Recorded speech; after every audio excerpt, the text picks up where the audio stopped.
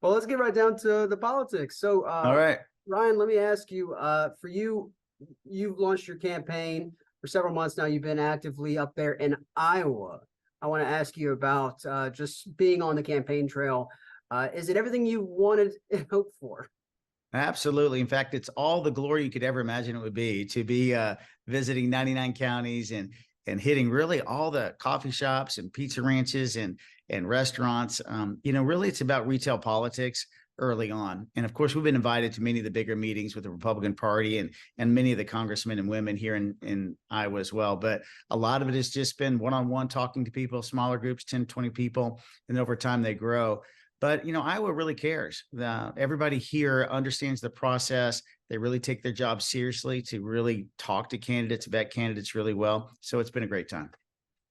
Now, I know a lot of the polls haven't been very kind to your campaign. What is your goal at this point with, Ryan Binkley still on the ballot, but not very high up in polling? Absolutely. Well, we missed the first debate by 4 people, I think, in a New Hampshire poll. We met the requirements in, I think, 1 or 2 national polls, but we missed it as a combination. And so we've stayed in the race really because we're talking about 4 key things that the other candidates really aren't addressing holistically. And so really they relate to, I'm an economist as a CEO of an investment bank. I see the financial picture, the debt we have, and how to really, do something which none of the other candidates are talking about, paying the debt back and balancing the budget. So we're about that, but doing it in a right way to actually benefits the poor and the middle class instead of hurting them. We're not going after, welfare programs. We're actually going after the biggest thing, healthcare, the biggest government, monopolistic system we have in our country. So we're talking about real issues that other candidates aren't talking about. That's why it's been resonating. And we're actually hopeful some polls will come out here in Iowa here in the next week that show that effort, because a lot of people have been looking for something they're not seeing. I hear it every day, and so we're really hoping to finish top 3 or 4 right here in Iowa, and we do hopefully launch ourselves back up on the national platform. We look forward to being in South Carolina here soon, all the more, and that's our goal. And I want to ask you 2 things out of that. Policy question first. You mentioned paying the debt back, and that was mostly healthcare related. Tell me about your approach. Is that looking at dealing with or attacking ACA, or dealing with drug and pharmacy costs? All the above. When you really dive into healthcare. So I tell people this is where we're starting, because it's 35% of the federal budget right away. It's $4.5 trillion a year going out from the government. They get back about 2.5, 3 trillion back in taxes. So the rest is just piling on. In fact, healthcare inflation across the board, as you mentioned, pharmaceutical, insurance, everything is about 40% higher than regular inflation for going on 20 years. So it's a broken system. And so when you dive into it, the insurance companies, there's monopolies there. There's only like 2 major competitors right here in Iowa. Then you go to the pharmaceutical drugs. There's 3 pharmacy benefit managers over all of the United States that control 83% of the drugs. Then you got the providers themselves. I mean, most of the doctors are owned by hospitals today. So we need to get back to patient-doctor relationships. We need to get back to putting the patients back in charge, creating really health savings accounts and reimbursement accounts, but also allow small businesses. This is where the big disadvantage is. Allow small businesses to form and grow in associations so they can compete with large companies. And then after that, big pharma, the pharmaceutical companies themselves. Right now, we in the United States, we pay 250% more than the average of the developed countries in the world. Like Canada, they pay 28 cents on the dollar. So we're going to go right here first. When we start doing this, we're going to knock off about 5 or 10% a year. We can get to the balanced budget in about 7 years on that alone. But there's a few other non-defense discretionary spendings we're going after, and we can balance our budget. We have a 7-year plan to do it. Should be very easy. But this is the key thing. No other Republicans are talking about it. None of them. You've heard them all on the debate stage. Not one has said, I want to balance the budget. And if we don't, what they're planning on doing is bankrupting our country. And that's what I'm running, because I'm not going to pass off $50 trillion in debt to our next generation. So we're running for this reason, get it back on track. And when we do, we'll lead well again. And I was talking about the track now. I'll switch over to my second question, that placement in Iowa. For you, 3 or 4 continues the campaign. Is that right?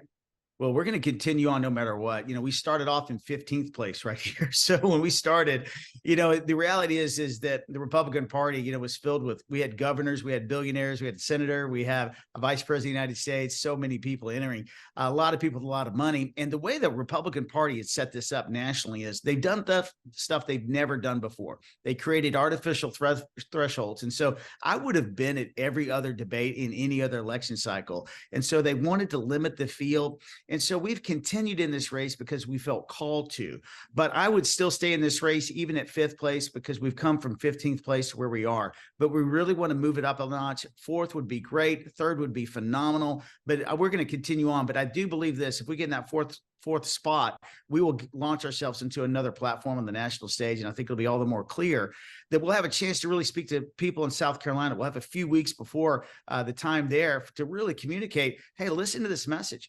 If you look at the number of people that I talk to every day, they listen to President Trump or they listen to the other people in the race, something's missing. And what's missing is that none of them really want to unite our country. None of them really want to focus on the core elements of balancing the budget. They're missing the 2 biggest threats we have. I mean, we can no longer stay in a divided state with the way we are today. That can't continue. Lincoln warned us about that. So I'm hitting these 2 issues. It's an economic revival message that we have, a spiritual revival message, and we have to bring these two things back. And so I think those are the missing things as we're sharing it's connecting to people. I know for you, we have this, handle your business in Iowa. Right next is New Hampshire. When can South Carolinians expect to see you in person? Right after New Hampshire and the whole month afterwards. So I think we have about 3 or 4 weeks right before South Carolina. So we plan on, diving right in there all the more. I had a chance to be at your, putt-putt capital of the world right there. And we were there at one of your big events and it was great to be there, but we need to spend more time there. We've been focused on Iowa because we have to do here right out of the gate. And this is so important to us, but soon after that, we'll be right there with you. I guess, Ryan, just to finish up, most likely when you'll be coming into this area and we'll be shifting to the GOP primary at the end of February, your name will not be that well known. Why should folks look at you, look at your name and look at your campaign for the GOP primary? Well, I'm hoping it gets much more well known by then. We've actually spent about $7 or $10 million in that range right here, mostly in Iowa and New Hampshire. And it costs a lot of money to be on that national stage in advertising, but we're gaining momentum. I think we're going to shock the nation in a lot of ways, and hopefully we'll be a lot more well known by then. We're getting some more donors coming as well. We have 82,000 donors. When Mike Huckabee won Iowa, he only had 8,000 donors. So we are making a lot of progress.